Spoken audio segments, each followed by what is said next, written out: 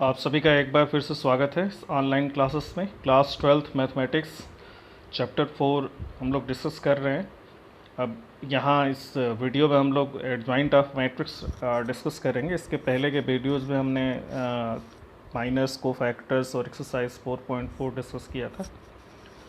अब किसी भी मैट्रिक्स का एडजॉइंट क्या होता है? To find the inverse of a matrix A inverse we shall first define adjoint of a matrix. Inverse find करने के लिए हमको मैट्रिक्स के एडजॉइंट की ज़रूरत पड़ती है, और हमने एलिमेंट्री ट्रांसफॉर्मेशन से भी इन्वर्स फाइंड किया था और डिफाइंड भी किया था मैट्रिक्स के चैप्टर में, जो लास्ट एक्सरसाइज थी। तो अब एडजॉइंट है क्या? Adjoint of a matrix, that is the adjoint of a square matrix A, capital A, that is equal to Aij n cross n is the order, is defined as the transpose of the matrix capital Aij n cross n, where capital Aij is the cofactor of the element of Aij. Adjoint of the matrix A is denoted by adjoint of capital A. देखिए, ये हर एक element, simply इतना आपको मतलब explain यही किया जा रहा है कि हर एक एलिमेंट का आपको कोफैक्टर निकालना है।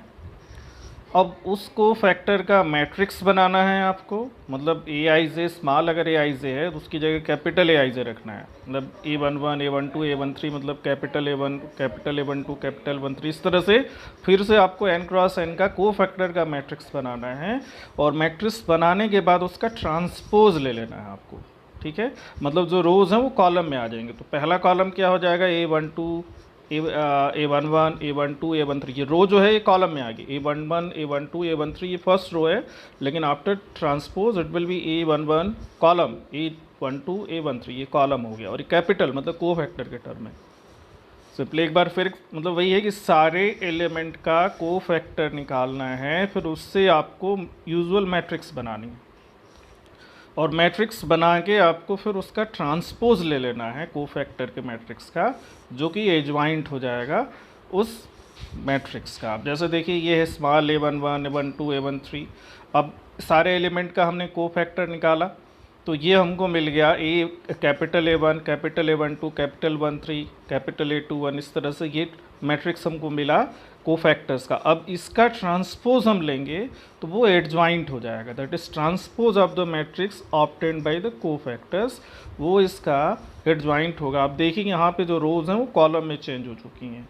ठीक है, तो सबसे पहले सारे एलिमेंट का कोफैक्टर निकालिए, उससे आप मैट्रिक्स बनाइए, और मैट्रिक्स बनता है उसके बाद उसका ट्रांसपोज ले लीजिए। ठीक है, वो एडजॉइंट हो जाएगा। अब देखिए यहाँ एग्जांपल से इसको एक्सप्लेन किया गया है। Find adjoint of A for A is equal to 2 3 1 4। ये 2 क्रॉस 2 का मैट्रिक्स है। अब इसका एडजॉइंट हमको निकालना है, तो हर एक एलिमेंट का हमको कोफैक्टर निकालना होगा। तो देखिए A11 तो -1 to the power I plus J होता है, तो -1 टू द पावर 1 + 1। अब फर्स्ट रो और फर्स्ट कॉलम को हमने छोड़ दिया। आप डिटर्मिनेंट सॉरी मैट्रिक्स को देखिए, फर्स्ट रो मतलब 2 3 को छोड़ दिया, फर्स्ट कॉलम 2 1 को छोड़ दिया, तो क्या बचा? ये सिर्फ 4 बचा है।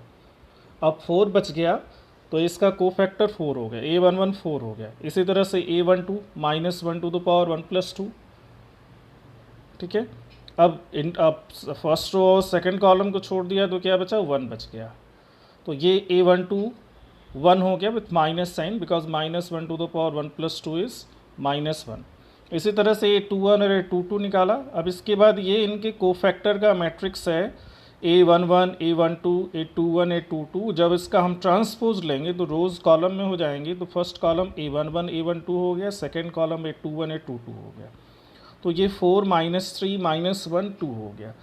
अब देखिए इसमें अगर वो 2 क्रॉस 2 का मैट्रिक्स है तो उसका एडजॉइंट निकालने के लिए आसान तरीका होता है। ये तो एक प्रोसेस हो गया।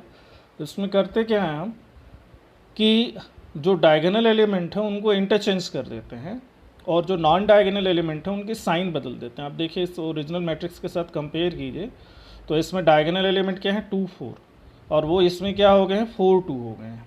नॉन डायगोनल एलिमेंट क्या है? 3 1, और इसमें क्या हो गए? -3 -1। तो नॉन डायगोनल एलिमेंट का सिर्फ साइन चेंज करते हैं, और डायगोनल एलिमेंट को हम इंटरचेंज कर देते हैं, तो वो 2 क्रॉस 2 का ट्रांसपोज हो जाता है। ठीक है, तो ये देखिए एडजॉइंट मिल गया 2 क्रॉस 2 मैट्रिक्स का। अब ये रिमार्क है, वही चीज़ बताई गई है। For a square matrix of order 2 given by this adjoint A can be obtained by interchanging A11 and A22 and changing sign of A12 and A21। मतलब डायगोनल एलिमेंट को आप इंटरचेंज कर दीजिए, नॉन डायगोनल एलिमेंट के sign को बदल दीजिए, जैसे ये दिया होगा। अब देखिए थ्योरम है, इंपॉर्टेंट है। Any given square matrix of order n, then A into adjoint of A that is equal to adjoint of A into A that is determinant of A into I। मतलब A अगर कोई square matrix है किसी भी order का, तो relation क्या है, A into adjoint of A that is adjoint of A into A determinant of A into identity matrix. ये थ्योरम होता है और इसको यहाँ वेरीफाई किया जाएगा एग्जाम्पल्स के थ्रू। ठीक है, अब देखिए यहाँ पे वेरिफिकेशन भी है। ये 3x3 का स्क्वायर मैट्रिक्स हो गया, इसका एडजॉइंट इसके कोफैक्टर के टर्म में लिख दिया गया है। अब इसमें क्या है, sum of the product of element of a row or a column with the corresponding cofactors is equal to determinant and otherwise zero.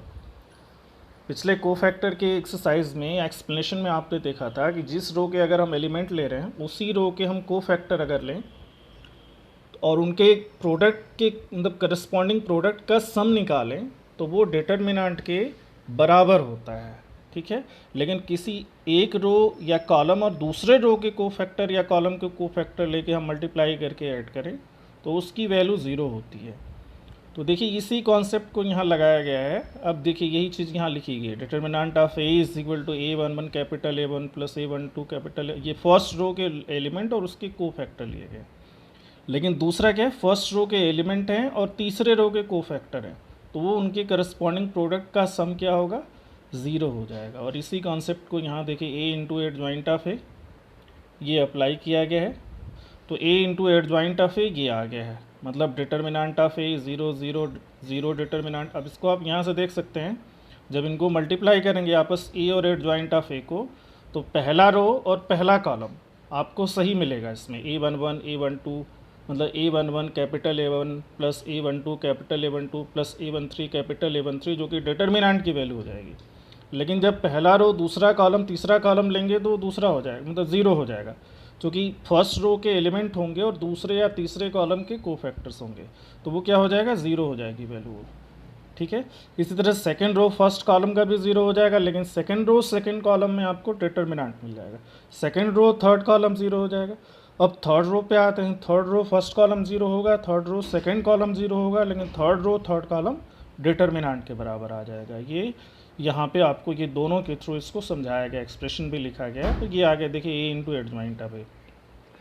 अब इसमें से डिटर्मिनेंट ऑफ ए कॉमन ले लीजिए आप, तो ये आइडेंटिटी मैट्रिक्स होगी।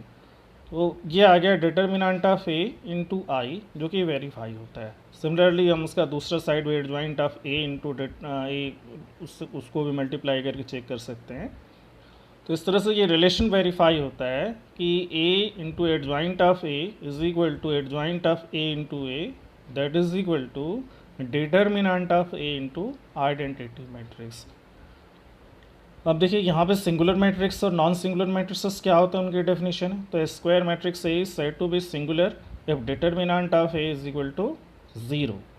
अगर किसी स्क्वायर मैट्रिक्स का डिटर्मिनेंट जीरो आता है तो उसको हम सिंगुलर मैट्रिक्स कहते हैं। ये डेफिनेशन याद रखिए आप, 1 नंबर या 2 नंबर के क्वेश्चन में इंपॉर्टेंट होता है। Find the value of x if the matrix is singular matrix. अब जैसे यहाँ एग्जाम्पल ली हुई है देखिए, so the matrix 1 2 4 8 is a singular matrix. अब इसके डिटर्मिनेंट की वैल्यू हम निकालें तो 1 इंटू 8 माइनस 2 इंटू 4 जो है 8 माइनस 8 इज इक्वल टू 0।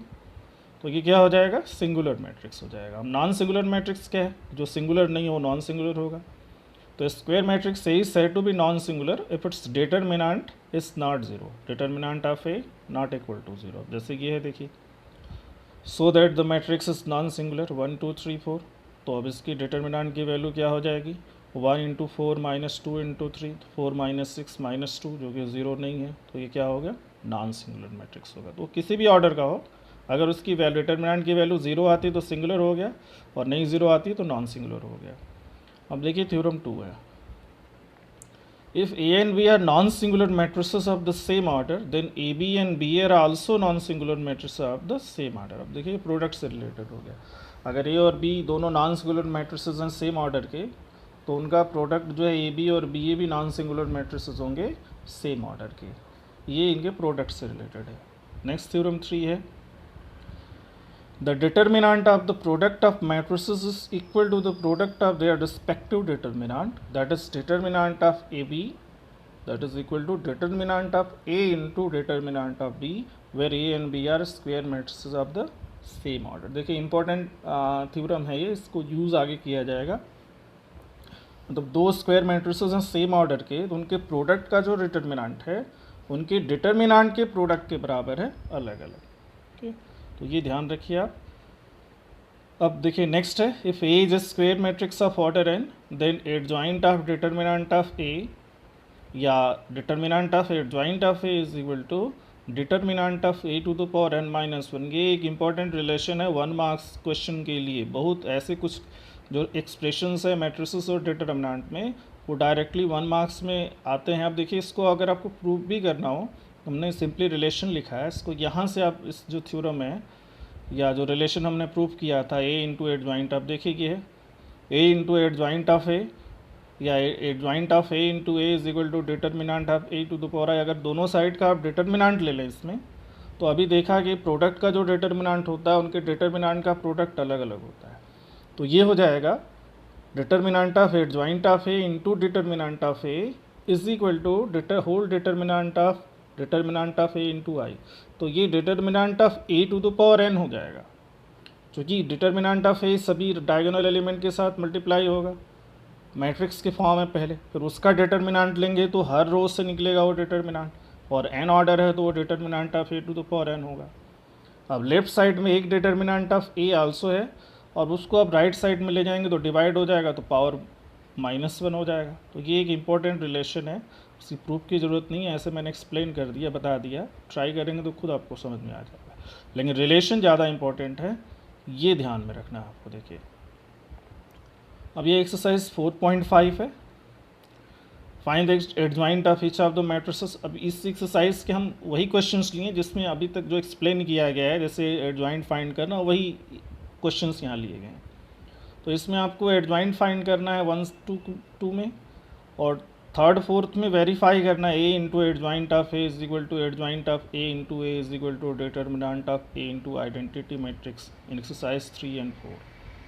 तो ये सिर्फ 4 क्वेश्चंस लिए गए हैं। नेक्स्ट जो एक्सप्लेनेशन होगा उसमें आपको इसके सॉल्यूशंस भी मिलेंगे, but before that you have to try it. आपको इसको ट्राई करना होगा, समझना पड़ेगा इसमें कि एडजॉइंट क्या होता है, वो कैसे रिलेटेड होता है, क्या क्या उससे संबंधित और भी टर्म्स होते हैं। डिटर्मिनेंट या प्रोडक्ट का जो डिटर्मिनेंट होता है मैट्रिक्स का, उसके अलग अलग डिटर्मिनेंट के प्रोडक्ट के बराबर होता है। सिंगुलर क्या है, नॉन सिंगुलर मैट्रिसेस क्या हैं, एडजॉइंट हम फाइंड कैसे करते हैं, कोफैक्टर्स और माइनर्स, ये सब पिछले आपको वीडियो में एक्सप्लेन किए गए थे। तो ये सब चीज़ें आप ध्यान में रखिए, और उम्मीद करते हैं वीडियो से आप समझे होंगे बहुत सारी चीज़ें जितनी एक्सप्लेन की गई हैं। फिर भी अगर समझ में नहीं आता है तो आप कमेंट के थ्रू बता सकते हैं, दोबारा एक्सप्लेन करने की कोशिश की जाएगी। तो थैंक यू वेरी मच।